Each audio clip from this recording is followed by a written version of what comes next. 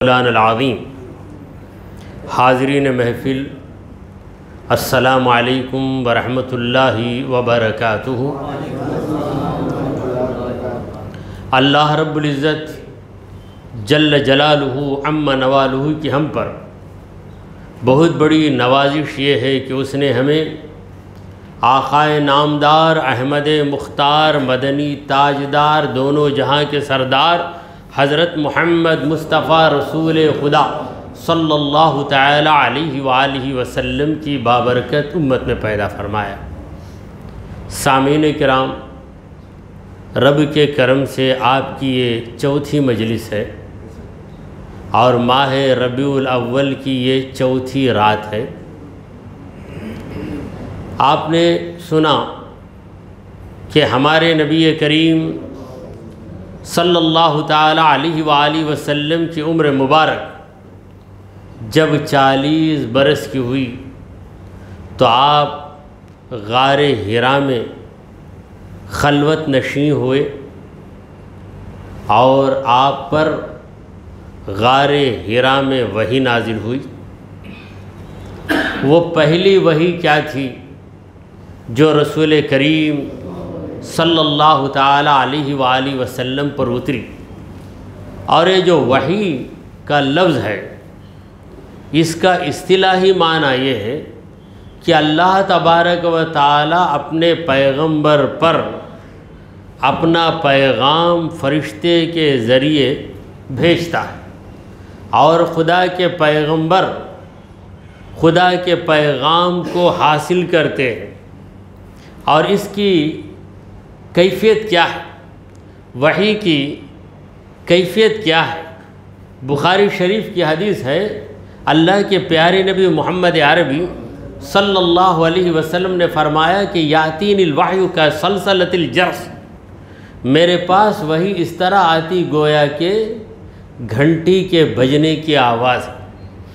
سلسلہ جرس، جرس عربی زبان میں گھنٹی کو کہتے ہیں اور سل سل سل اس کی آواز۔ تو ہم کو سمجھانے کے لیے رسول کریم صلی اللہ علیہ وسلم نے ایک مثال دی، ورنہ وحی کی کیفیت کیا ہے یہ خدا ہی جانتا ہے، اور خدا کے بتانے سے خدا کے انبیاء جانتے ہیں، کیونکہ جن پر کیفیت تعریف ہوتی ہے وہی اس کی حقیقت کو جانتے ہیں۔ جیسے کسی کو سر میں درد ہوا اور دوسرے کو سر میں درد نہیں ہے، تو جسے سر میں درد ہوتا ہے وہی محسوس کرتا ہے، وہی جان سکتا ہے کہ سر کا درد کیا ہے۔ تو وحی الہی یہ کیفیت ہے جو نبیوں کے ساتھ خاص ہے، غیر نبی پر وحی نہیں آتی۔ جو نبی نہیں ہے اس پر وحی نہیں آتی۔ اولیاء کرام کو جو اشارے ملتے ہیں اسے ہم الہام کہتے ہیں۔ دیکھیں، مرتبے درجے الگ الگ ہیں، جب درجہ بدلتا ہے مرتبہ بدلتا ہے تو نام بھی بدل جاتا ہے۔ کسی نبی سے عجیب و غریب کام صادر ہو جائے، جیسا کہ ابراہیم علیہ السلام آگ میں گرے تو وہ آگ کیا بن گئی؟ ابراہیم علیہ السلام پر باغ بن گئی، تو اسے معجزہ کہتے ہیں۔ اور وہی کرشمہ کسی ولی سے ظاہر ہو تو اسے کرامت کہتے ہیں۔ حضرت عیسیٰ علیہ السلام نے مردوں کو زندہ کیا تو وہ ان کا معجزہ تھا۔ حضرت غوث العظم شیخ عبد القادر جیلانی رضی اللہ عنہ نے بھی مردہ پرندے کو زندہ کر دیا۔ حضرت غوث العظم بیان کر رہے تھے، بیان کے دوران ایک چڑیا چہچہا رہی تھی۔ حضرت غوث العظم نے اس پر نظر ڈالی تو اس جلال بھری نظر کی تاب نہ لا کر وہ چڑیا گر گئی۔ جب بیان سے آپ فارغ ہوئے تو اترے اور چڑیا کے جو 2 ٹکڑے تھے دونوں کو ملا کر کہا کہ خم باذن اللہ، اللہ کے حکم سے تو زندہ ہو جا، تو وہ زندہ ہوگی۔ تو غوث العظم نبی نہیں تھے، غوث العظم ولی تھے، لہٰذا ان کے کرشمے کو ہم کیا کہتے ہیں؟ کرامت کہتے ہیں۔ اسی لیے ایک فارسی شاعر کہتا ہے گر حفظ مراتب نہ کنی زندگی، اگر تو مراتب کا لحاظ نہیں کر رہا ہے، نبی کو نبی کا درجہ دینا چاہیے، صحابی کو صحابی کا درجہ دینا چاہیے، ولی کو ولی کا درجہ دینا چاہیے، اگر ہر ایک کو اس کا درجہ تم نہیں دیتے ہو تو تم بے دین ہو، زندی ہو۔ بہرحال ہمارے پیارے آقا مدنی داتا محمد مصطفیٰ صلی اللہ تعالی علیہ وآلہ وسلم پر پہلی بار جو وحی نازل ہوئی وہ سورہ علق ہے، اقرا بسم ربک الذی خلق۔ اقرا پڑھو، بسم ربک تمہارے رب کے نام سے پڑھو، الذی خلق جس نے ساری کائنات کو پیدا کیا۔ تو اسلام اس کا پہلا پیغام انسان کو کیا ہے؟ اے انسان پڑھ، اے انسان سیکھ، اے انسان جان، اس لیے کہ تو جاننے کے لیے، سمجھنے کے لیے، سیکھنے کے لیے پیدا ہوا ہے۔ اگر تو صرف کھانے پینے کے لیے پیدا ہوتا تو تجھ میں اور جانور میں کوئی فرق نہیں ہوتا۔ جانور بھی کھاتا ہے، پیتا ہے، سوتا ہے، ہضم کرتا ہے اور اسے بھی فضلہ نکلتا ہے، پھر ایک وقت آتا ہے تو مر جاتا ہے۔ اگر انسان بھی اسی طرح زندگی گزارے تو پھر انسان کی زندگی میں اور جانور کی زندگی میں فرق کیا رہ جاتا ہے؟ تو قرآن مجید کا پہلا پیغام ہے اقرا، پڑھو۔ پڑھنے کا مطلب کیا ہے؟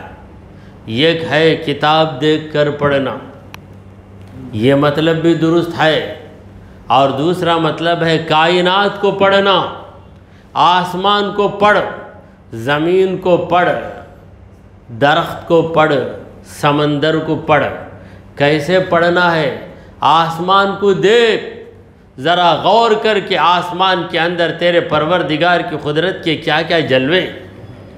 زمین کو دیکھ، ذرا غور کر کے زمین میں تیرے مولا نے کیا کیا کرشمے رکھے۔ درختوں کو دیکھ کہ تیرے رب نے درختوں کے اندر کیا کیا کرشمے رکھے۔ اسی لیے پروردگار عالم فرماتا ہے افلا ینظرون الی الابل کیف خلقت، کیا لوگ اونٹ کی طرف نہیں دیکھتے کہ اونٹ کیسے بنایا گیا ہے؟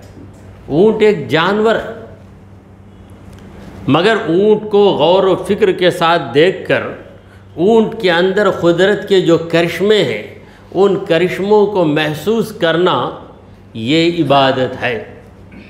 اللہ تبارک و تعالیٰ کی پیدا کی گئی چیزوں میں غور و فکر کر کے اللہ تبارک و تعالیٰ کی قدرت کو محسوس کرنا یہ بہت بڑی عبادت ہے۔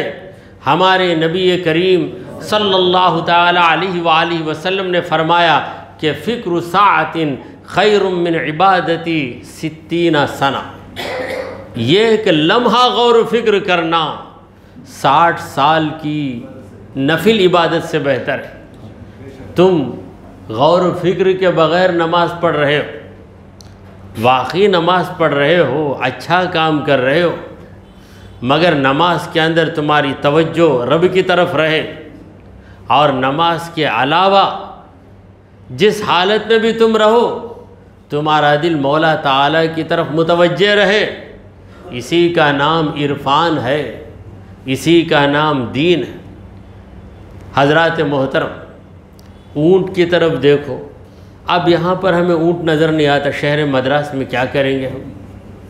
تو اونٹ بطور مثال ایک جانور کا نام اللہ نے لیا ہے۔ جو بھی جانور نظر آئے، ارے وہ بکرا ہو ہوا کرے، گائے ہو ہوا کرے، کوئی بھی جانور رہے، ذرا ہر جانور پہ توجہ کے ساتھ تم دیکھو۔ یہ ہے اسلام کا پیغام۔ علم حیوانات بھی تمہارے پاس رہے، بایولوجی بھی تم جان کر رکھو کہ ایک ایک جانور میں اللہ تبارک و تعالیٰ کی قدرت کے کیسے کیسے کرشمے نظر آ رہے ہیں۔ حضرات گرامی، یہ جو بیانات ہیں میلاد النبی صلی اللہ علیہ وسلم کی نسبت سے بیانات ہیں، مگر نبی نے دنیا کو کیا کیا دیا ہے؟ ہر علم نبی نے دنیا کو دیا ہے، ہر سلیقہ نبی نے دنیا کو دیا ہے، ہر قسم کی تمیز نبی نے دنیا کو سکھائی ہے، ہر قسم کی تہذیب سے نبی نے دنیا والوں کو آراستہ کر دیا ہے۔ ہمارے نبی کریم صلی اللہ علیہ وسلم کی تعلیم پہ ذرا غور کیجئے، اتنی مکمل تعلیم ہے، اتنی مکمل تعلیم ہے کہ ایک انسان کی زندگی میں جن جن چیزوں کی ضرورت ہے ان تمام چیزوں کی تعلیم ہم کو ہمارے نبی کریم صلی اللہ علیہ وسلم نے دے دی۔ یہ ایک موقع پر نصرانی بادشاہ اور ایک صحابی دونوں میں آمنا سامنا ہوا۔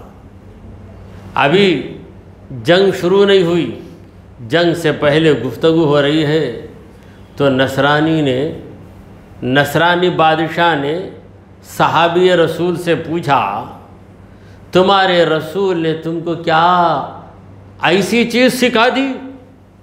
تمہارے رسول نے تم کو وہ کیا دے دیا کہ تمہارے رسول پہ اتنا فریفتہ ہو رہے ہو، قربان ہو رہے ہو؟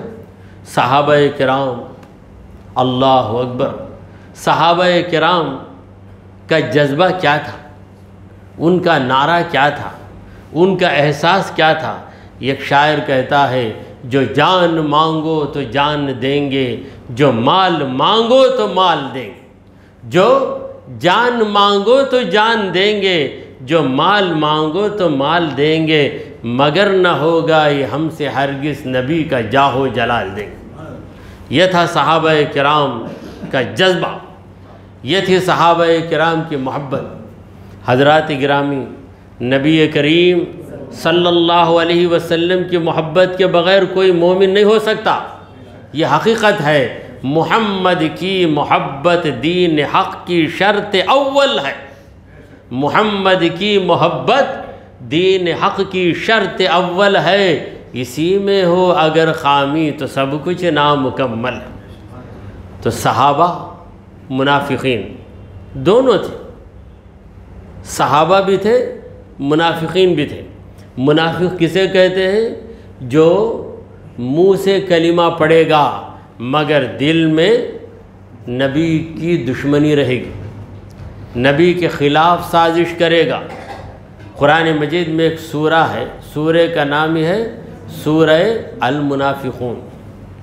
اذا جاءک المنافقون قالوا نشہد انک لرسول اللہ۔ اے نبی، جب منافق آپ کے پاس آتے ہیں تو کہتے ہیں کہ ہم گواہی دیتے ہیں کہ آپ اللہ کے رسول ہیں، زبان سے کلمہ پڑھتے ہیں، واللہ یشہد ان المنافقین لکاذبون، اللہ گواہی دیتا ہے کہ یقیناً یہ منافق جھوٹے ہیں۔ دل سے اگر کلمہ پڑھ لیتے تو نبی کریم صلی اللہ علیہ وسلم کے خلاف یہ ایک بات سننا بھی گوارا نہیں کرتے، مگر یہ منافقین نبی کریم صلی اللہ علیہ وسلم کے خلاف سازشیں کر رہے ہیں، یہ کیسے مسلمان ہو سکتے؟ یہ منہ سے کلمہ پڑھتے ہیں۔ ایک جگہ قرآن میں اللہ فرماتا ہے وَمِنَ النَّاسِ مَن يَقُولُ آمَنَّا بِاللَّهِ وَبِالْيَوْمِ الْآخِرِ، بعض لوگ اپنے منہ سے کہتے ہیں ہم ایمان لائے اللہ پر اور ایمان لائے آخرت کے دن پر، منہ سے کہتے ہیں وَمَا هُم بِمُؤْمِنِينَ، وہ مومن نہیں ہیں، کیونکہ کلمہ صرف منہ سے نہیں دل سے پڑھنا چاہیے۔ جب تک دل سے کلمہ نہ پڑھو گے تم اللہ کے پاس مسلمان نہیں ہو سکتے۔ قرآن مجید کی آیتیں ہی آپ کو پڑھ کے سنا رہا ہوں، کیونکہ قرآن ہی وہ نعمت ہے جسے لے کر محمد رسول اللہ صلی اللہ علیہ وسلم اس دنیا میں تشریف لائے۔ حضور اکرم صلی اللہ علیہ وسلم نے جو معجزہ ہمیں دیا ہے وہ قرآن مجید ہے۔ جتنے معجزے تھے نبیوں کے، وہ نبیوں کی زندگی میں قائم تھے، اس کے بعد ان معجزوں کا تذکرہ ہے مگر معجزہ نہیں۔ موسیٰ علیہ السلام کا معجزہ کہ لاٹھی زمین پر ڈالتے اژدہا بن جاتی، پھر اس اژدہے پہ ہاتھ رکھتے تو لاٹھی بن جاتی، وہ جو معجزہ ہے اس کا تذکرہ ہے مگر وہ معجزہ آپ دیکھ نہیں سکتے ہیں۔ مگر محمد مصطفیٰ رسول خدا صلی اللہ علیہ وسلم کا معجزہ آج بھی ہم اپنی آنکھوں سے دیکھ رہے ہیں، وہ ہے قرآن مجید۔ القرآن معجزۃ خالدہ، یہ قرآن مجید وہ معجزہ ہے جو ہمیشہ قائم رہے گا۔ آج بھی قرآن کا چیلنج ہے، آج بھی قرآن اپنے مخالفوں سے چیلنج کرتا ہے کہ ان کنتم فی ریب مما نزلنا علی عبدنا وان کنتم فی ریب، اے اسلام کے مخالفوں، اگر تمہیں شک ہے قرآن کے اندر، مما نزلنا علی عبدنا، اس قرآن کو ہم نے ہمارے بندہ خاص محمد مصطفیٰ صلی اللہ علیہ وسلم پہ نازل کیا ہے، اس قرآن کے بارے میں اگر تمہیں شک ہے، یہ قرآن اللہ کا کلام ہے یا انسان کا کلام ہے؟ یہ قرآن تو اللہ کا کلام ہے۔ اگر تمہیں شک ہے فَأْتُوا بِسُورَةٍ مِّن مِّثْلِهِ، تو قرآن کے جیسا ایک سورہ بنا کر لاؤ، ایک سورہ، بسورہ نکرہ، کوئی ایک سورہ، 114 سورہ ہے قرآن مجید کے اندر، تو 114 سوروں میں جو سب سے چھوٹا سورہ ہے سورہ کوثر، اِنَّا أَعْطَيْنَاكَ الْكَوْثَرَ فَصَلِّ لِرَبِّكَ وَانْحَرْ إِنَّ شَانِئَكَ هُوَ الْأَبْتَرُ، ایک ہی سانس میں پڑھ سکتے، اتنا چھوٹا سورہ، 3 آیتوں پر مشتمل، ایسا ایک سورہ بنا کر لاؤ۔ فَأْتُوا بِسُورَةٍ مِّن مِّثْلِهِ وَادْعُوا شُهَدَاءَكُم مِّن دُونِ اللَّهِ، اللہ کے علاوہ تمہارے جتنے مددگار ہیں ان سب کو بلاؤ، ایک ٹیم تمہاری بیٹھ جائے، ایک جماعت تمہاری بیٹھ جائے اور قرآن کے جیسا ایک سورہ بنانے کی کوشش کرو، بڑے بڑے ادیبوں کو بلا لو، بڑے بڑے خطیبوں کو بلا لو، بڑے بڑے شاعروں کو بلا لو اور قرآن کے جیسا ایک سورہ بنا کر پیش کرو، ان کنتم صادقین، اگر تم سچے ہو۔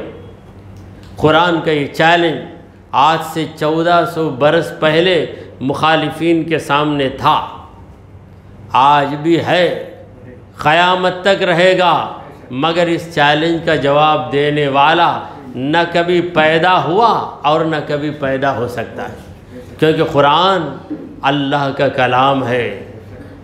تو یہ قرآن ہمارے نبی کریم صلی اللہ علیہ وسلم کا معجزہ ہے جو ہمیشہ قائم رہے گا۔ آج ہم مسلمانوں کو یہ ضروری ہے کہ ہم قرآن مجید کی قدر کریں، قرآن مجید کی تلاوت کریں۔ حضرات گرامی، یہ جو محفلیں ہیں، 12 راتوں کی 12 محفلیں، ان محفلوں کے اندر ہم وہی بات سنائیں جن کا تعلق نبی کریم صلی اللہ علیہ وسلم سے ہے، اور نبی کریم صلی اللہ علیہ وسلم یہ ایک ایسی عظیم ہستی ہے کہ قرآن بھی آپ سے ہی سیکھنا ہے ہم کو، دین بھی آپ ہی سے سیکھنا ہے ہم کو، اور ایمان بھی آپ ہی سے حاصل کرنا ہے ہم کو۔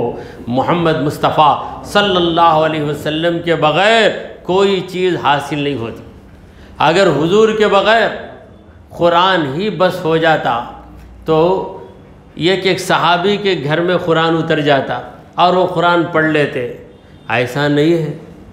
قرآن کی کوئی بھی بات نبی کریم صلی اللہ علیہ وسلم کے سمجھائے بغیر کوئی جان نہیں سکتا۔ ایک مثال میں آپ کے سامنے عرض کرتا ہوں۔ قرآن کہتا ہے وَأَقِيمُوا الصَّلَاةَ، اے مومنو نماز قائم کرو، وَأَقِيمُوا الصَّلَاةَ، نماز قائم کرو۔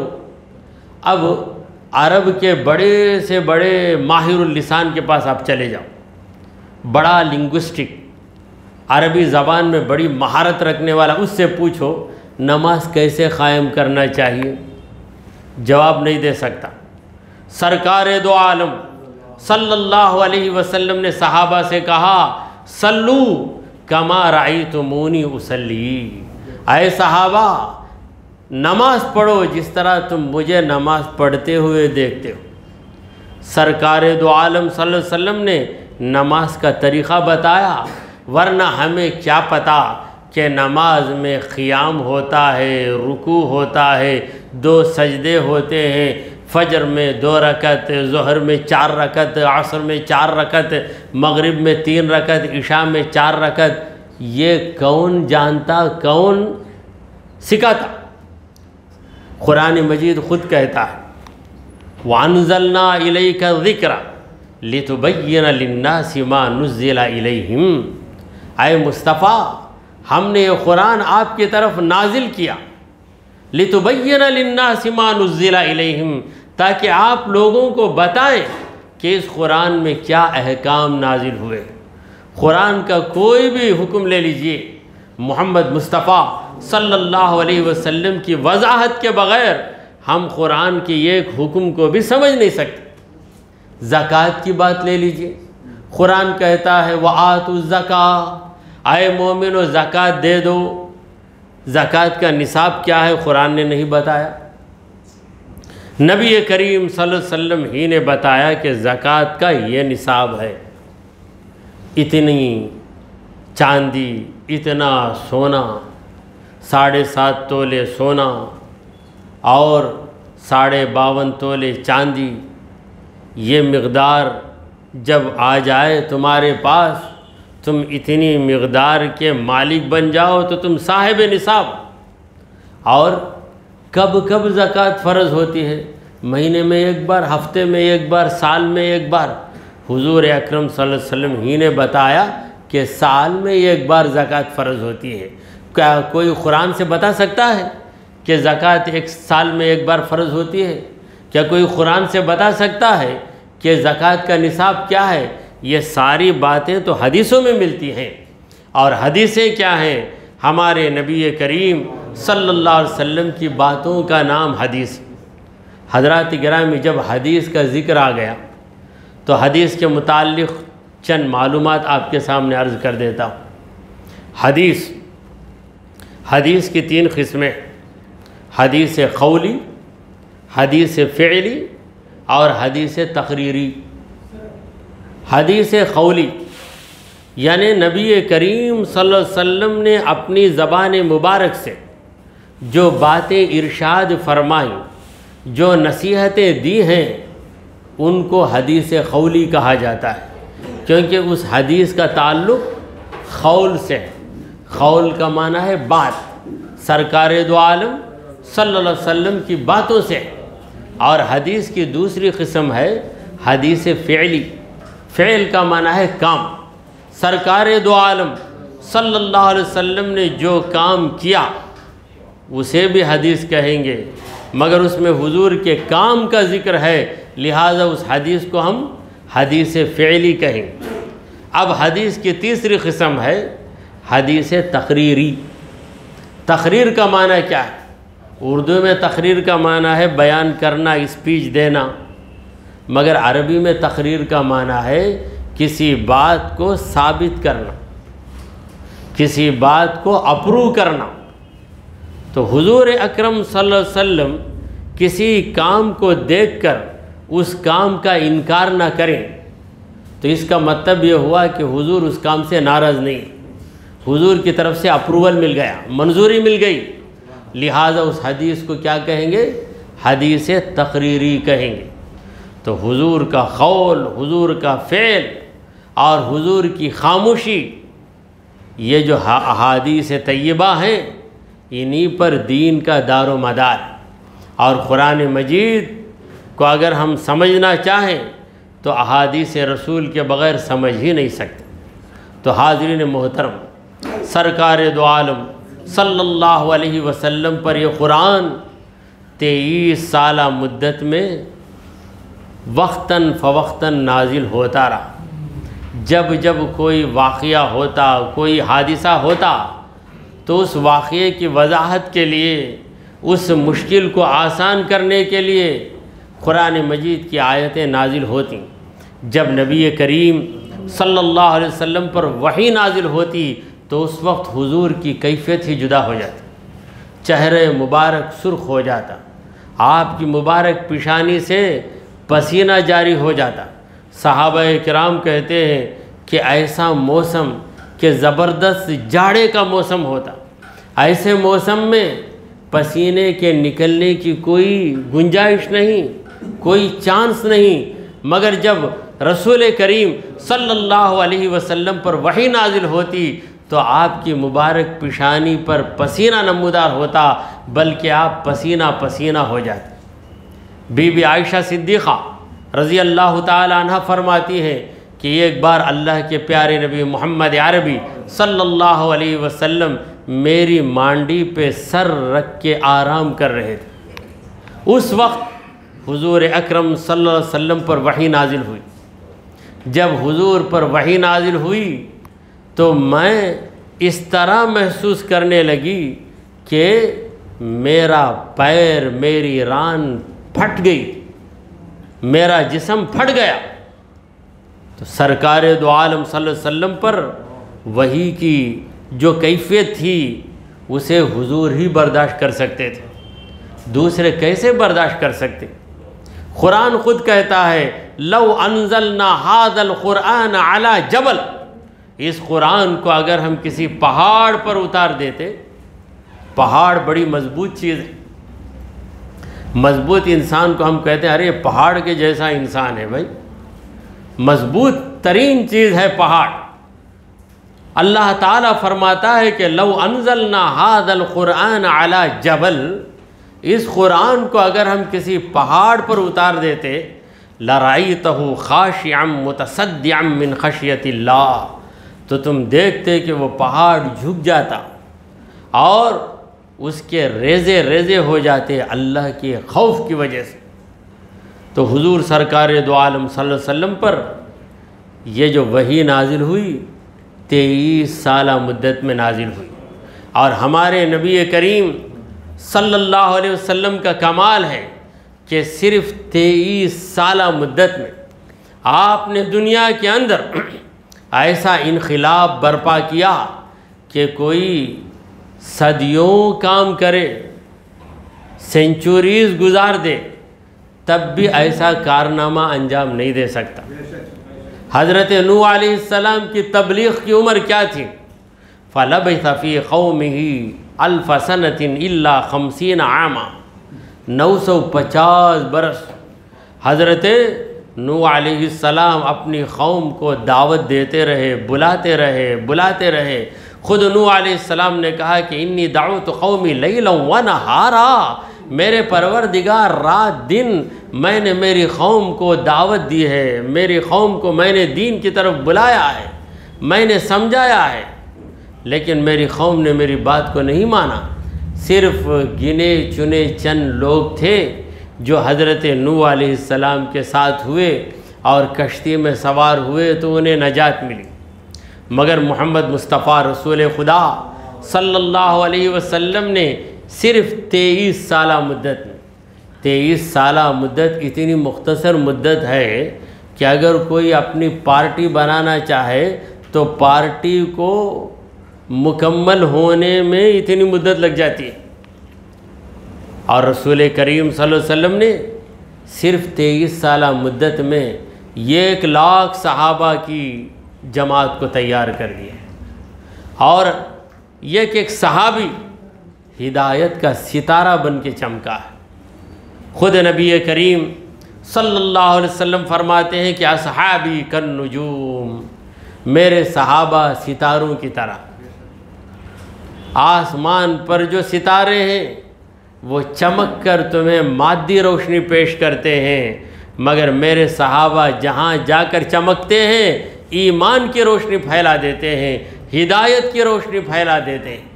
تو یہ دین جو پھیلا ہے صحابہ کرام سے پھیلا ہے۔ صحابہ کرام جہاں جہاں جاتے ان کی امانت داری کو لوگ دیکھتے، ان کی سچائی کو لوگ دیکھتے، ان کے اخلاق کو لوگ دیکھتے، ان پہ فریفتہ ہو جاتے۔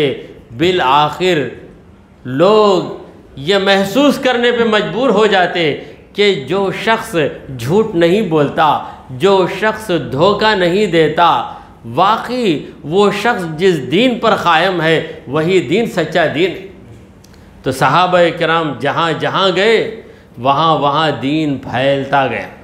حضرات محترم، 23 سالہ مدت میں اتنا بڑا کارنامہ انجام دے دینا، یہ خود نبی کریم صلی اللہ علیہ وسلم کا ایسا کمال ہے جس میں ہمارے نبی سب سے ممتاز، انسان کی پیدائش سے لے کر انسان کی وفات تک، انسان کی پیدائش سے لے کر اس کی وفات تک کن کن چیزوں کی ضرورت ہے، ان تمام چیزوں کی تعلیم ہم کو نبی کریم صلی اللہ علیہ وسلم نے دی۔ بچہ پیدا ہو تو کیا کیا جائے؟ پہلے اس کا اچھا نام رکھا جائے، یہ تعلیم بھی نبی کریم صلی اللہ علیہ وسلم نے دی۔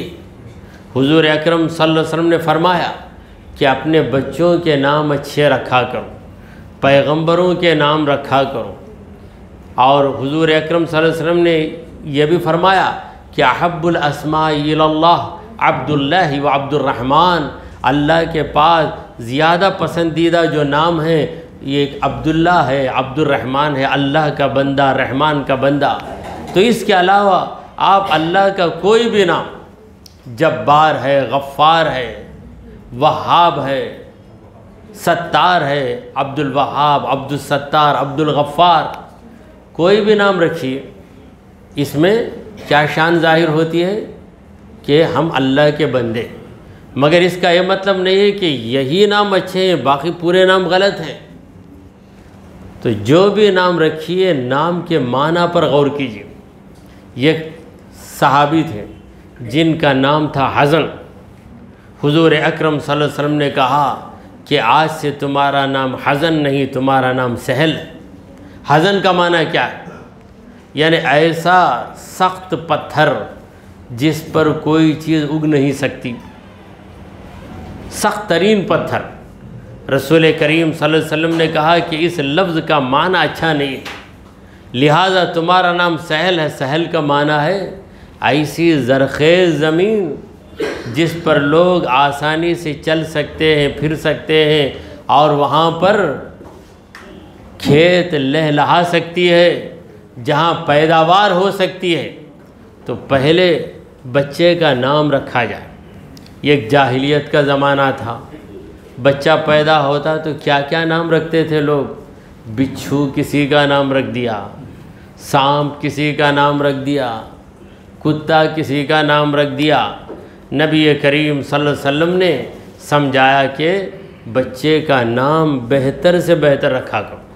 آج کے اس دور میں چند نوجوانوں میں نئے ناموں کی بیماری آ گئی، نیا نام رہے، نیا نام رہے، اس کا مطلب جو بھی ہو۔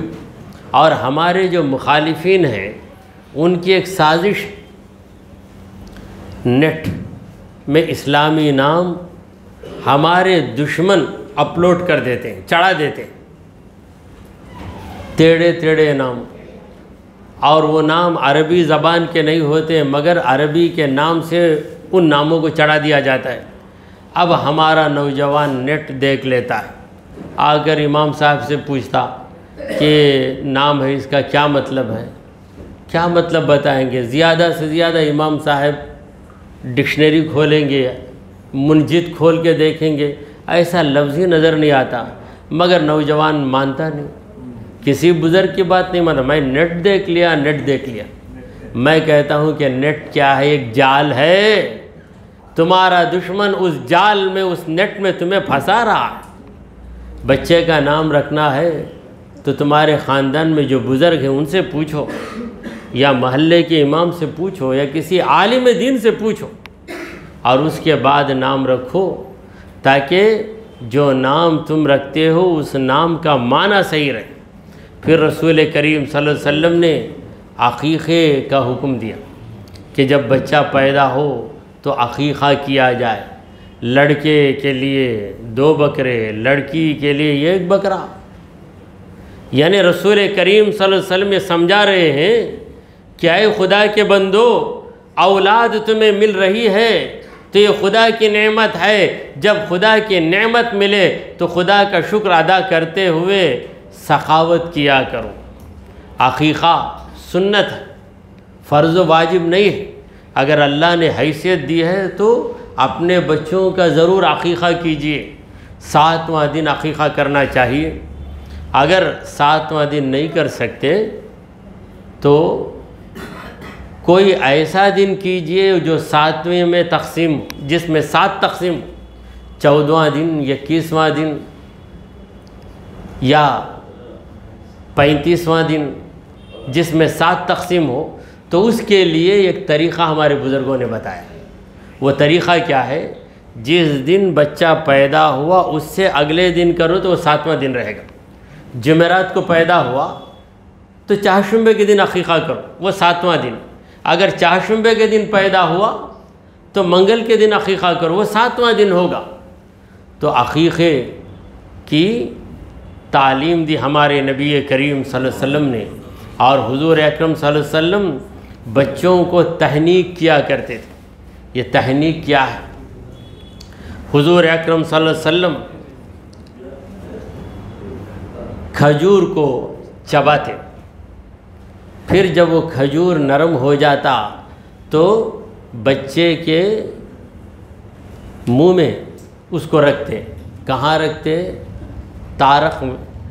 یہ جو بالائی حصہ ہے، جیب کے اوپر کا حصہ، وہاں پہ لگا دیتے تارخ میں. تو یہ تو نبی کریم صلی اللہ علیہ وسلم کی خصوصیت ہے کہ آپ کے لعاب مبارک میں شفا ہے. آپ کے لعاب مبارک میں شفا ہے. جب بچہ پیدا ہوتا تو تحنیک کے لیے سرکار دو عالم صلی اللہ علیہ وسلم کے پاس صحابہ اپنے بچوں کو لے آتے اور اللہ کے پیارے نبی صلی اللہ علیہ وسلم اپنے لعاب مبارک سے ملے ہوئے اس کھجور کو لگا دیتے. تو حضور کا لعاب، حضور کا مبارک تھوک عام لوگوں کی طرح نہیں ہے. دوسروں کے لعاب میں، تھوک میں وائرس ہوگا، جراثیم ہوں گے، کوئی کراہت بھی کرے گا. مگر نبی کریم صلی اللہ علیہ وسلم کے لعاب مبارک کو اپنے چہروں پہ مل لینا صحابہ کرام اپنی خوش نصیبی سمجھتے تھے. حضرات کرام، آپ نے واقعہ سنا ہوگا کہ عروہ بن مسعود ثقفی، یہ بہت بڑا چال باز بھی تھا، لفاظ بھی تھا. باتوں ہی میں لوگوں کو اپنی طرف مائل کر لیتا تھا. مکے کے دشمنوں نے، حضور کے جو دشمن تھے ابو جہل وغیرہ، انہوں نے عروہ بن مسعود کو بلایا اور کہا کہ تو محمد صلی اللہ علیہ وسلم کے پاس جا، تیری چرب زبانی چلا اور ایسی باتیں کر کہ محمد صلی اللہ علیہ وسلم لاجواب ہو جائیں. اگر وہ لاجواب ہو جائیں گے تو پھر ان کو ان کے راستے سے ہٹا دینا، ان کے راستے سے ہٹا کر ہمارے راستے پر لے آنا. اب یہ عروہ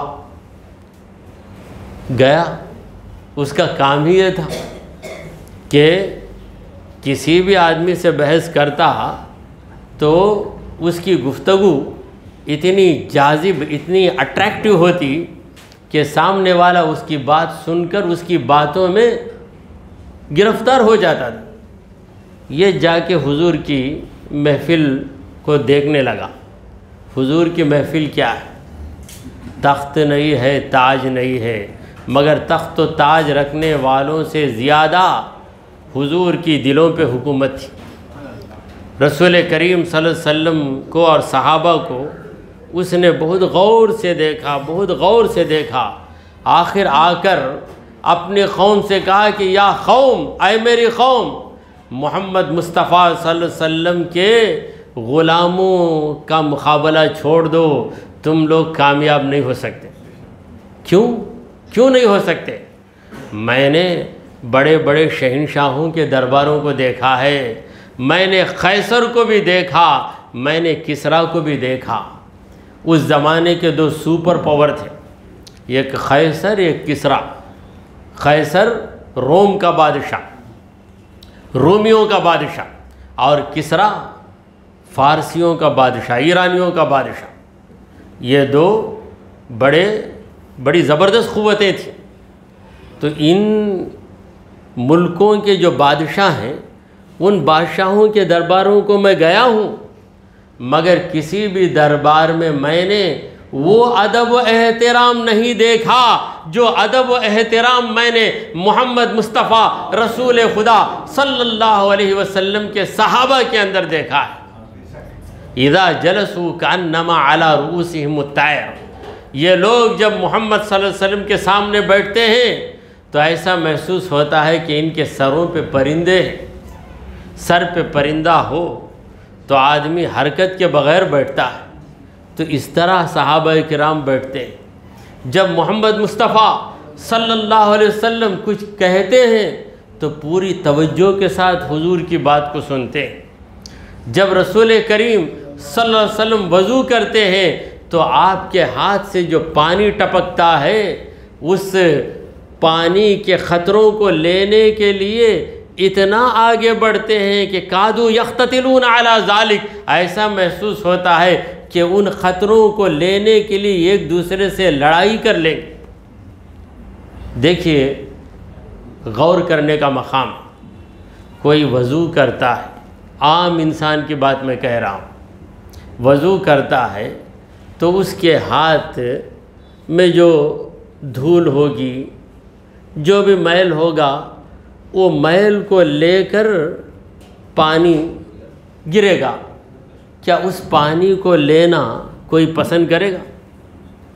ہم وضو کریں یا آپ وضو کریں یا کوئی بھی آدمی وضو کرے، بولو جا کر وہ وضو کرتا ہے، ہاتھ دھویا، اس کا پانی پکڑ کر اور اسے پی لو، تو کریں گے؟ نہیں کریں گے بھائی، ہاتھ دھوتا ہے جی وہ۔ مگر نبی کریم صلی اللہ علیہ وسلم کی بات ہی نرالی، محمد مصطفیٰ کی شان ہی نرالی ہے۔ صحابہ کرام ان خطروں کو لے کر اپنے چہرے پہ مل لیتے تھے۔ وجہ کیا ہے؟ وجہ یہ ہے کہ محمد مصطفیٰ صلی اللہ علیہ وسلم عام انسانوں کی طرح نہیں، نبی بشر لا کالبشر، یاقوتۃ من بین الحجر۔ نبی کریم صلی اللہ علیہ وسلم انسان ضرور ہیں مگر عام انسانوں کی طرح نہیں ہیں۔ دیکھو یاقوت، یہ ہیرا، یاقوت یہ بھی پتھر ہے مگر دوسرے پتھروں کی طرح نہیں۔ دوسرے پتھر تو ان کی کوئی قیمت نہیں ہے، لوگ ان پہ گاڑیاں بھی چلاتے ہیں، رونتے چلے جاتے ہیں۔ اگر یاقوت کسی کی نظر میں آ جائے تو پھر وہ یاقوت کو اٹھا کر کہاں رکھے گا؟ اپنے سر پہ رکھے گا۔ تو سارے پتھر یکساں نہیں ہیں، سارے انسان یکساں نہیں ہیں۔ تو حضرات گرامی، سرکار دو عالم صلی اللہ علیہ وسلم کے اخلاق، کریمانہ اخلاق، حضور اکرم صلی اللہ علیہ وسلم کے اخلاق کو دیکھ کر لوگوں نے کلمہ پڑھا ہے۔ سامعین کرام، جب مکہ فتح ہو گئے، وہ مکہ جہاں کے لوگوں نے رسول کریم صلی اللہ علیہ وسلم کو دن رات ستایا، آپ کے صحابہ پر طرح طرح کے ظلم ڈھائے، یہاں تک کہ حضور اکرم صلی اللہ علیہ وسلم مکے سے ہجرت کر کے مدینہ چلے گئے۔ پھر اللہ تبارک و تعالی نے آپ کو ایسی شوکت عطا فرمائی کہ آپ مکے میں داخل ہو رہے ہیں، مکے کے سارے لوگ آپ سے ڈر کر کانپ رہے ہیں۔ کعبۃ اللہ آپ کے قبضے میں آ گیا۔ پھر کعبۃ اللہ کی چابی کس کو دی جائے؟ کس کو دی جائے؟ رسول کریم صلی اللہ علیہ وسلم ابھی اپنا فیصلہ نہیں سناتے۔ حضور اکرم صلی اللہ علیہ وسلم نے کہا کہ عثمان کو بلاؤ، عثمان بن حنیف کو بلاؤ، حضرت عثمان کو بلاؤ۔ یہ عثمان وہ نہیں ہیں جو حضور کے داماد ہیں، یہ دوسرے عثمان ہیں۔ یہ ایک زمانہ تھا ان کے ہاتھ میں کعبے کی چابی تھی۔ جب رسول کریم صلی اللہ علیہ وسلم نے ان سے پوچھا کہ مجھے موقع دو کہ میں 2 رکعت نماز پڑھ لیتا ہوں، تو انہوں نے کہا کہ ہرگز موقع نہیں دوں گا۔ حضور اکرم صلی اللہ علیہ وسلم نے کہا کہ اے عثمان، ایک دن آئے گا کہ چابی میرے ہاتھ میں ہوگی، یہ چابی میرے ہاتھ میں ہوگی، میں جس کو دینا چاہوں گا دے سکوں گا، میں جسے دینا چاہوں گا اسی کو دوں گا۔ تو وہ دن آ گیا۔ حضور اکرم صلی اللہ علیہ وسلم نے عثمان کو طلب کیا۔ لوگ سوچ رہے تھے کہ حضور یہ چابی شاید اپنے داماد کو دے دیں گے، یا ابو بکر صدیق کو دے دیں گے، یا اپنے چچا حضرت عباس کو دے دیں گے، یا کسی بڑے امیر کو بلا کر دے دیں گے۔ لوگ سوچ رہے تھے۔ حضور نے عثمان کو بلایا اور کہا کہ اے عثمان، کیا تمہیں یاد ہے ایک دن میں نے تم سے کہا تھا کہ ذرا دروازہ کھولو، میں 2 رکعت پڑھ لیتا ہوں، تو تم نے کہا کہ ہرگز اجازت نہیں دوں گا۔ میں اس وقت کہا تھا کہ ایک وقت آئے گا، میرا رب وہ وقت لائے گا کہ چابی میرے ہاتھ میں ہوگی، میں جس کو چاہوں گا دے دوں گا۔ کیا وہ بات تمہیں یاد آئی؟ تو حضرت عثمان نے کہا کہ مجھے وہ بات یاد آ گئی۔ تو حضور نے کہا کہ اے عثمان، لے یہ رکھ لے، روکنا تیرا کام ہے، نوازنا میرا کام۔ اے عثمان، رکھ لے یہ چابی، آج سے یہ چابی تیرے پاس، تیرے بیٹے کے پاس، اس کے بعد اس کی اولاد کے پاس، قیامت تک تیری ذریت ہی میں یہ چابی رہے گی۔ یہ اخلاق دنیا میں کوئی انسان ایسا نظر نہیں آئے گا جس کے اندر وہ اخلاق ہوں جو محمد رسول اللہ صلی اللہ علیہ وسلم کے اندر ہیں۔ آپ نے پتھر پھینکنے والوں کو دعاؤں سے نوازا ہے۔ طائف کے اندر رسول کریم صلی اللہ علیہ وسلم پر پتھر پھینکے گئے، پیارے آقا صلی اللہ علیہ وسلم کے مبارک جسم سے خون نکل رہا ہے۔ ایسے وقت پر نبی کریم صلی اللہ علیہ وسلم کیا دعا کر رہے ہیں؟ اللہم اہد قومی فإنہم لا یعلمون، اے اللہ میری قوم کو راستہ بتا دے، یہ لوگ نہیں جانتے کہ میں کیا ہوں، میں کون ہوں، اسی لیے تو میری مخالفت کر رہے ہیں، میرے خلاف کارروائیاں کر رہے ہیں۔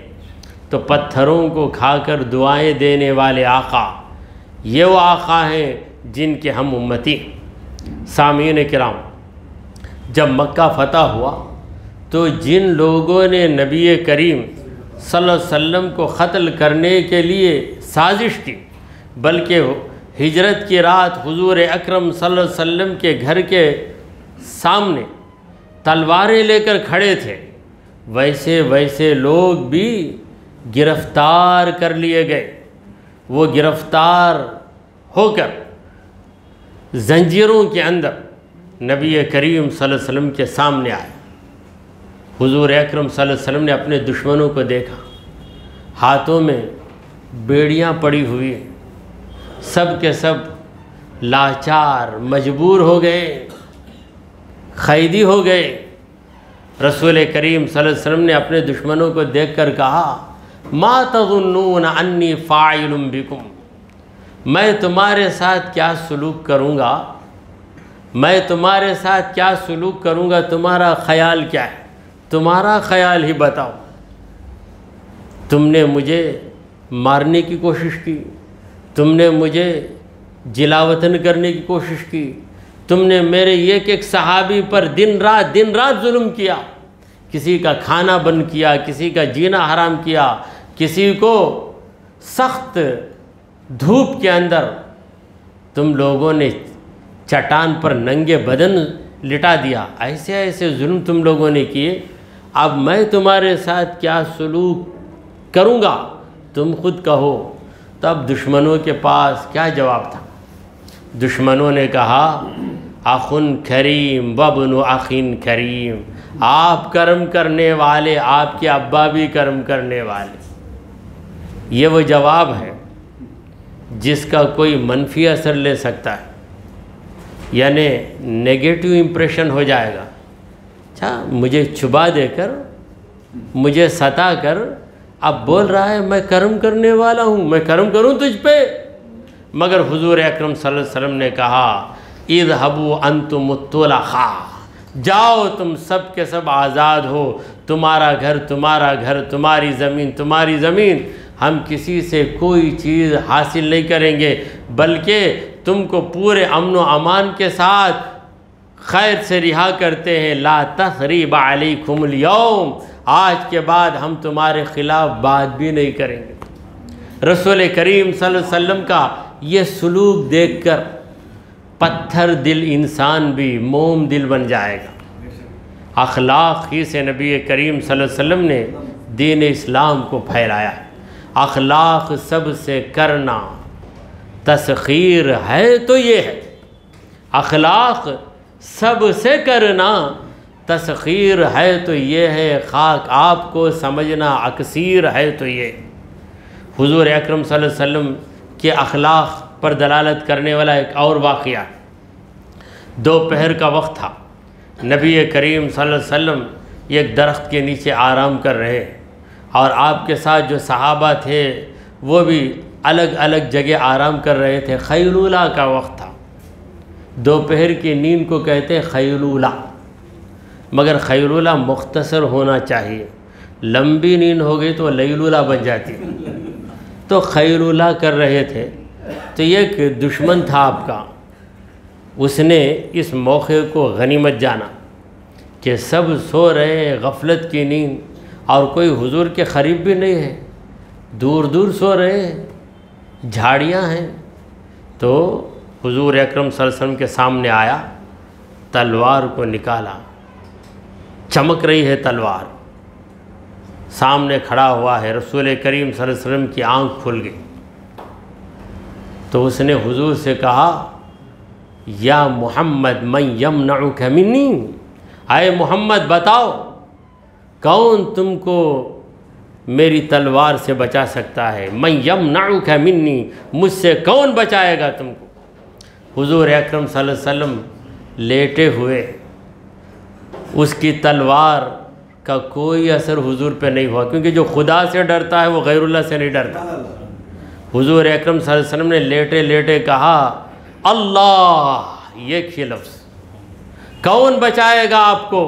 حضور نے کہا اللہ۔ اس آواز میں وہ اثر تھا کہ دشمن کانپنے لگا، تھرانے لگا اور اس کے ہاتھ سے تلوار جھڑ گئی، تلوار جھڑ کے نیچے گری۔ حضور اکرم صلی اللہ علیہ وسلم بیٹھے، حضور نے اس کی تلوار کو اپنے ہاتھ میں لے لیا، پھر کہا کہ من یمنعک منی، اب بتا کون تجھ کو مجھ سے بچائے گا؟ تو گھبرایا، دشمن کہنے لگا، کن خیر عاقد، کن خیر عاقد، آپ بہتر تلوار کو پکڑنے والے بن جائے، یعنی تلوار کے ذریعے مجھ پہ حملہ مت کیجئے۔ تو حضور اکرم صلی اللہ علیہ وسلم نے اس سے پوچھا، اتشہد اللہ الہ الا اللہ وانی رسول اللہ، کیا تو گواہی دیتا ہے کہ اللہ کے سوا کوئی معبود نہیں اور میں اللہ کا رسول ہوں؟ کیا تو گواہی دیتا ہے؟ تو اس نے کہا کہ میں گواہی نہیں دیتا۔ تو حضور نے اسے مجبور نہیں کیا، کیونکہ لا اکراہ فی الدین، دین میں زبردستی نہیں ہے۔ پھر اس نے جب معافی مانگی تو حضور نے کہا کہ جا، میں نے تجھے معاف کیا، یہ لے تیری تلوار اور چلا جا۔ پھر وہ گیا اپنی قوم کے پاس، جا کر اپنی قوم سے کہا کہ میں نے محمد صلی اللہ علیہ وسلم پر حملہ کرنا چاہا، مگر ان کے نورانی چہرے کو دیکھ کر اور ان کی مبارک آواز کو سن کر میں گھبرا گیا، وہ چاہتے تو مجھے قتل کرتے، میرے ٹکڑے بنا دیتے، مگر انہوں نے مجھے معاف کر دیا۔ پھر اپنی قوم سے کہا کہ جئتکم من عند خیر الناس، میں ایک ایسے انسان کے پاس سے آیا ہوں، ایک ایسے انسان سے مل کر آیا ہوں، دنیا میں اس سے بہتر کوئی انسان ہی نہیں۔ بالآخر وہ اپنی پوری قوم کو لے آیا، سب کے سب مسلمان ہو گئے۔ اللہ تبارک و تعالیٰ سے دعا ہے کہ وہ ہمیں نبی کریم صلی اللہ علیہ وسلم کے مبارک طریقے پر قائم رہنے کی توفیق عطا فرمائے۔ وصلی اللہ تعالیٰ علی سیدنا و مولانا محمد وعلی آلہ و اصحابہ اجمعین۔